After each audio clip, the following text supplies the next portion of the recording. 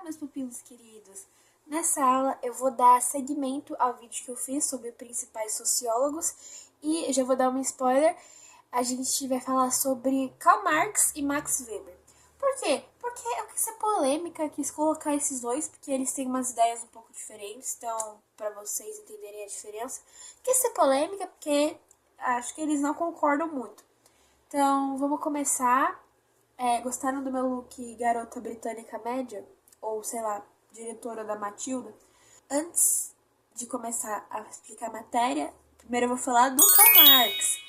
E antes de começar a falar dele, eu queria dar uma palhinha a vocês.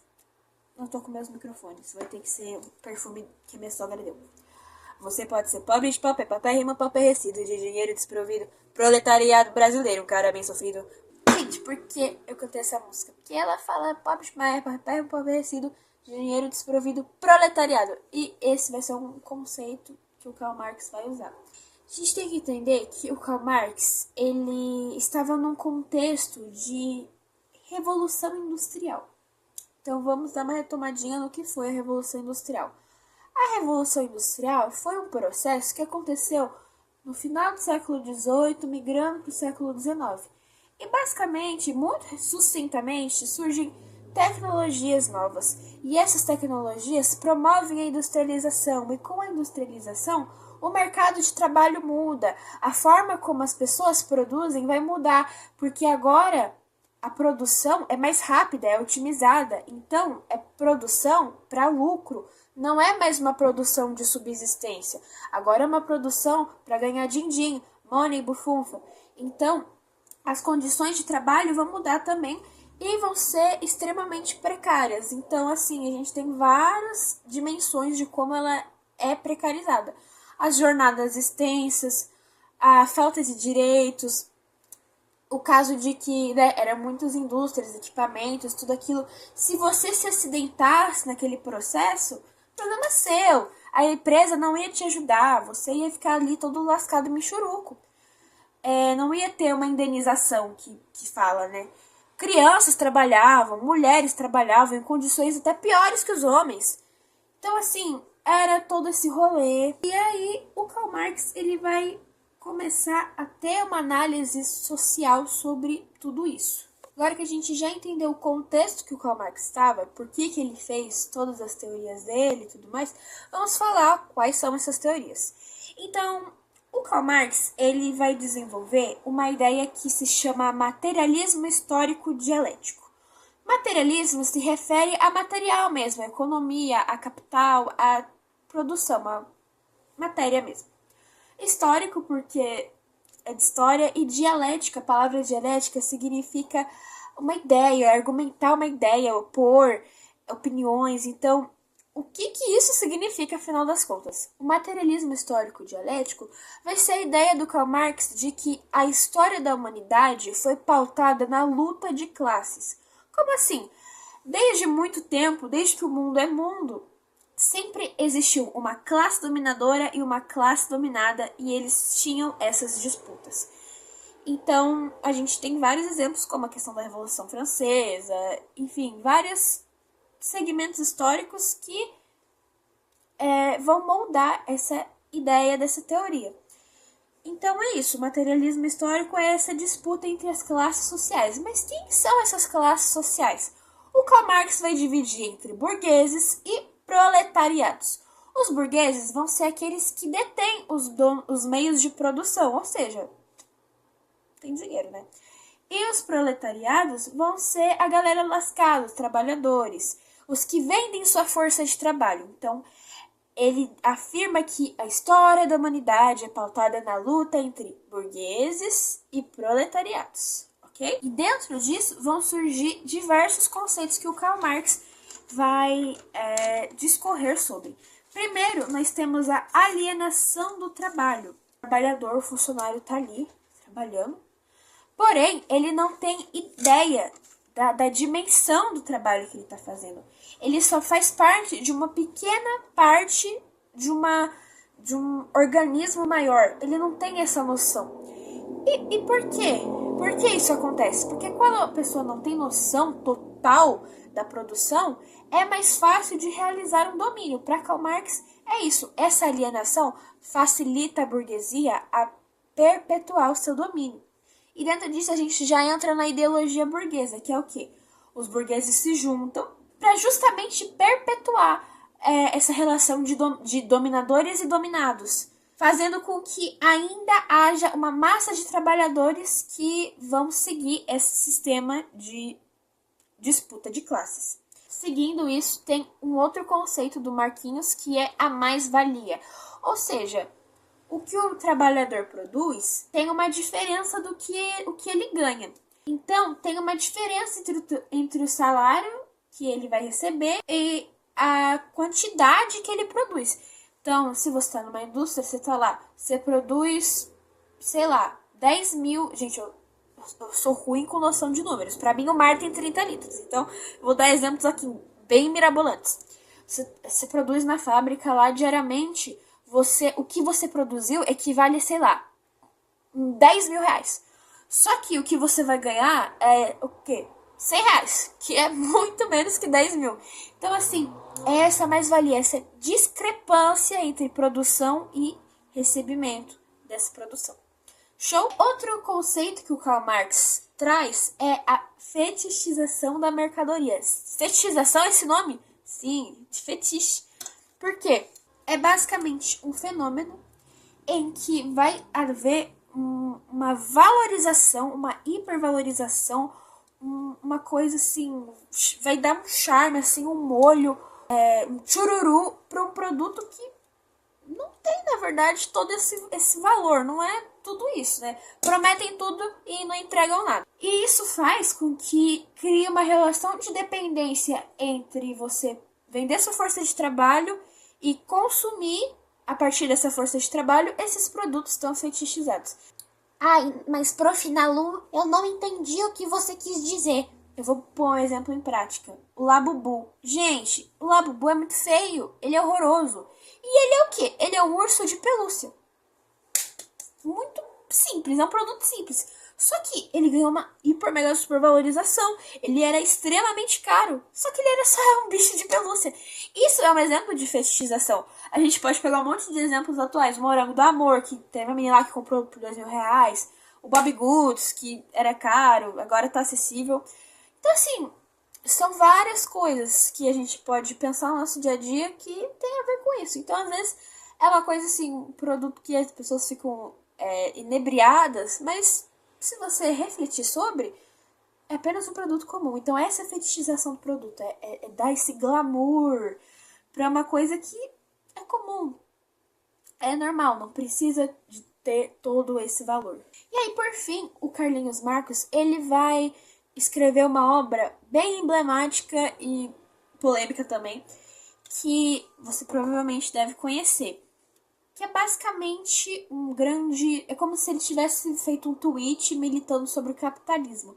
E essa obra, você já deve saber qual é, que é o Manifesto do Partido Comunista. Gente, eu vim até de vermelho. Foi um livro escrito em 1848, que basicamente aborda as etapas dos sistemas econômicos. E aí, o Karl Marx, ele divide essas etapas em 3 fases: o capitalismo, o socialismo e o comunismo. Então, vamos entender. O capitalismo, ele seria essa fase inicial. É aquele momento de tudo que eu descrevi, de disputas acirradas, de domínio de classes e tudo mais, é tudo isso. Só que ele enxerga o capitalismo como algo temporário, é uma fase, uma hora isso irá passar. E aí, assim que ele passa, vai surgir o socialismo, que é a resposta dos proletariados em relação a esse domínio de classe. Ou seja, a galera pobre e lascada iria se juntar, fazer uma revolução. Essa revolução é chamada de praxis, palavra-chave, tá? Praxis. E a revolução vai criar a ditadura do proletariado. Então, tudo isso está ligado a ideais de revolução. Então, a galera pobre se junta, pobres! E nisso, essa seria meio que a segunda fase. E a terceira fase seria o comunismo, que é a aplicação da ideia de que não teria disputa de classes. Teria a ausência de propriedade privada. Propriedade privada, vocês sabem que é algo inerente ao capitalismo. E também a ausência de uma organização social com classes dominantes. Então, o Karl Marx, em geral, em suma, resumido, é todas essas ideias que aqui vos falo.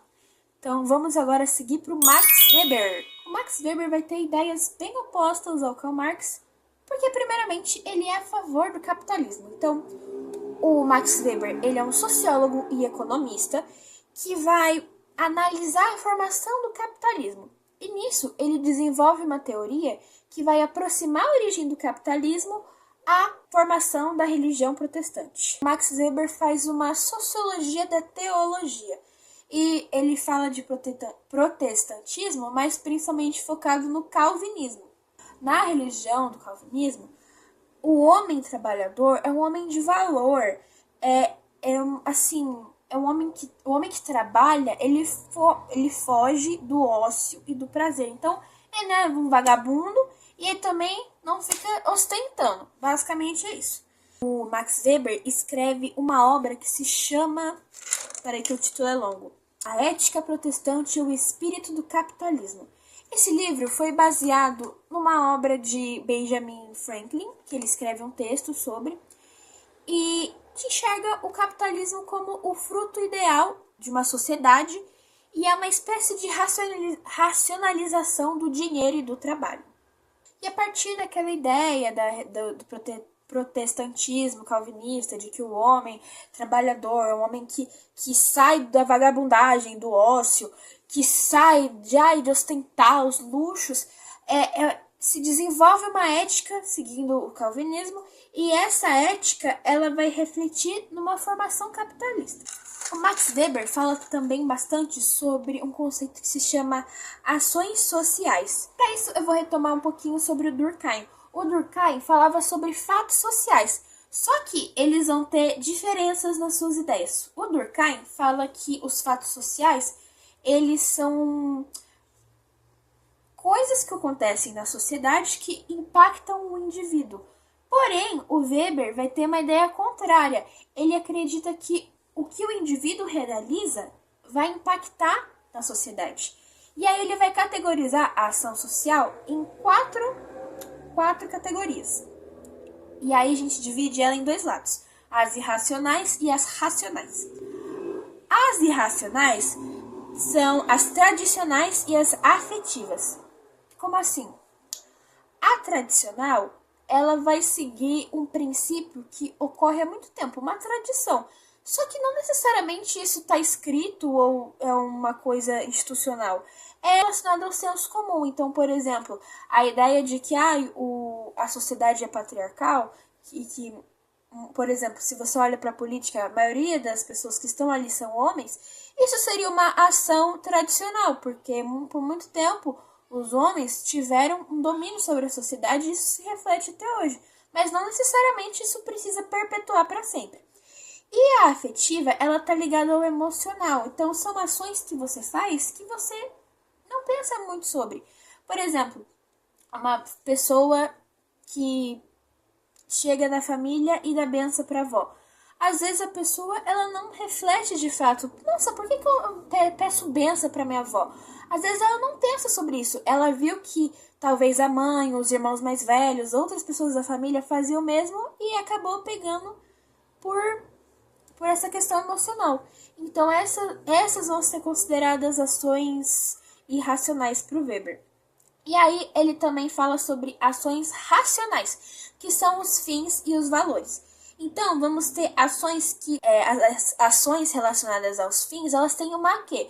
Uma finalidade. Então, é relacionado ao objetivo. Então, por exemplo, você está lendo um livro, porque esse livro é repertório para Enem.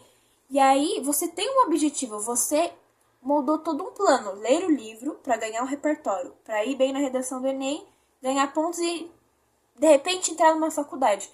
Você tem essa lógica, esse pensamento. E os valores, eles são também considerados racionais. Então, por exemplo, você tá ali no meio da rua, no meio de um rolê, e aí uma pessoa é homofóbica com a outra. Você vai lá e denuncia essa pessoa homofóbica. Foi um valor seu. Então, para Weber, isso é considerado uma ação racional. Outra ideia do Weber é o desencantamento do mundo. Então, vamos lá. Para o Weber, a gente vive numa sociedade que está muito ligada à racionalização, igual eu expliquei dos ações sociais. Não confunda, ações sociais é do Weber, fatos sociais é do Durkheim. Então, a gente está numa sociedade muito ligada à racionalidade. E essa racionalidade vai, aos poucos, fazendo com que existam aspectos mecanizados. Ou seja, quando essa sociedade se torna muito racional, muito mecanizada, vai ter uma perda do mundo místico. Então, meio que tem uma perda do mundo religioso. Então, por exemplo, os fenômenos, a natureza, tudo isso acaba meio que perdendo a questão religiosa. Porque você vai, por exemplo, olhar para um bosque, você não vai pensar no bosque como a essência da natureza ou uma essência religiosa.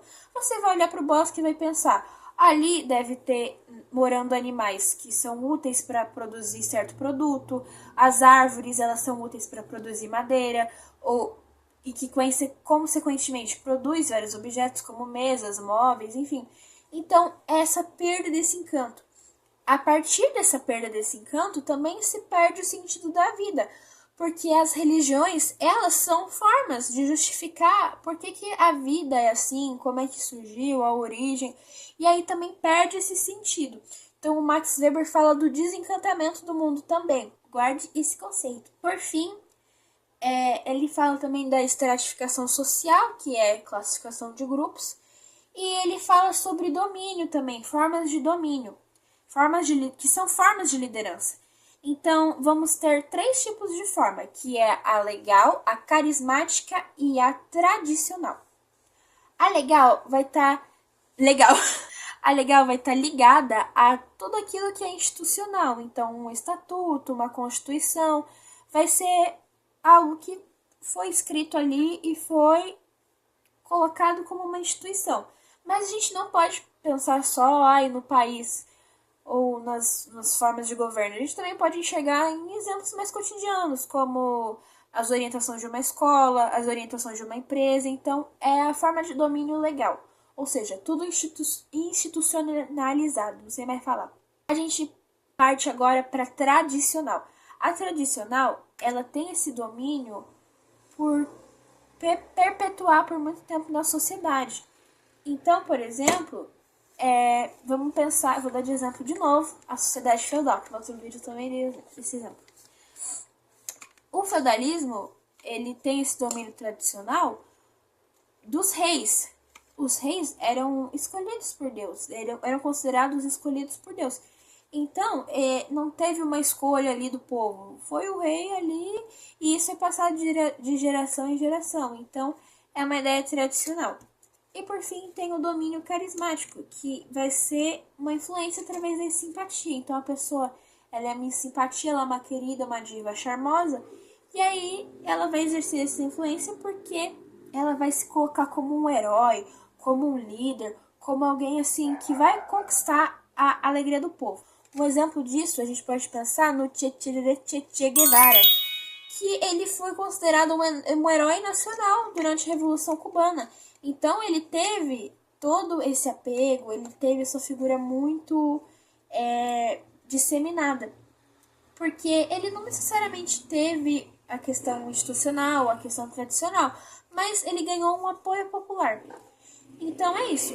A liderança legal, tradicional e carismática. E eu vou finalizando o vídeo por aqui. Trouxe esses 2 parceiros aí da sociologia. Max Weber, Karl Marx e Durkheim vão ser os 3 principais autores da sociologia. Então, eles vão ser o trio das divas e poderosas. Então, é isso, é o trio lacração da sociologia. Eu fico por aqui, espero que você tenha gostado, espero que você tenha entendido. E é isso, um beijo